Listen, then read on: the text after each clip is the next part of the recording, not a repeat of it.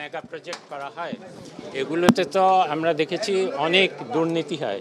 এই দুর্নীতি বহু বহু স্তরে হয়ে থাকে। প্রথমত প্রজেক্টগুলো যেভাবে বানানো হয় সেগুলোর ক্ষেত্রেই অনেক ধরনের নিয়মের ব্যতিক্রম হয়। আর তার থেকেও বড় কথা হলো প্রজেক্টগুলো যখন অনুমোদন হয়, অনুমোদনের পরে যে ক্রয় নীতির মাধ্যমে এই প্রকিউরমেন্ট বলে, এই প্রকিউরমেন্টের মাধ্যমে যে যাদেরকে ঠিকাদার দেওয়া হয় এগুলোর মধ্যে অনেক ফাঁকফোকর আছে। দেখা যায় যে একই প্রতিষ্ঠান বারবার ওই প্রজেক্টগুলো পেয়ে যাচ্ছে। কেন পেয়ে যাচ্ছে তার জন্য কিছু নিয়মকানুন নিয়ে দায়ী। এই জন্য যতদূর পারা যায় প্রথমত প্রজেক্টগুলো বানানোর সময়, ওটা আলাদা, এটা এই মিটিংয়ে হয়নি, প্রজেক্টগুলো তৈরির সময়, পরিকল্পনার সময় যাতে এই দুর্নীতির সুযোগ কম থাকে সেটা একটা বিষয়। আরেকটা বিষয় হলো প্রজেক্ট পাস হওয়ার পরে যখন ঠিকাদারকে দিয়ে বাস্তবায়ন করা হয় সেই সময় সবচেয়ে বেশি অনিয়ম হয় এবং প্রজেক্টগুলো দেখা যায় যে যেই খরচে অনুমোদন দেওয়া হয়েছে তারপর খরচ বাড়তে থাকে, ব্যয় বাড়তে থাকে, সময় বাড়তে থাকে। এগুলো কমানো যায় কি করে এবং কি করে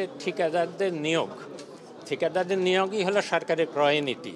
এটাকে আরেকটু যাতে নিয়মসিদ্ধ করা যায়, যাতে এতে দুর্নীতি কমানো যায়। সোজা কথা, এই দুর্নীতি কমানোর তো প্রজেক্ট এই যে টেন্ডারিং প্রসেস, এটার একদম কোনো সর্বোৎকৃষ্ট নিয়ম বলে কিছু নাই। পৃথিবীর বিভিন্ন দেশে এগুলো বিভিন্নভাবে করা হয়ে থাকে। এর মধ্যে এমন কোনো নিয়ম নাই যেটাতে এটা সবচেয়ে ভালো হবে।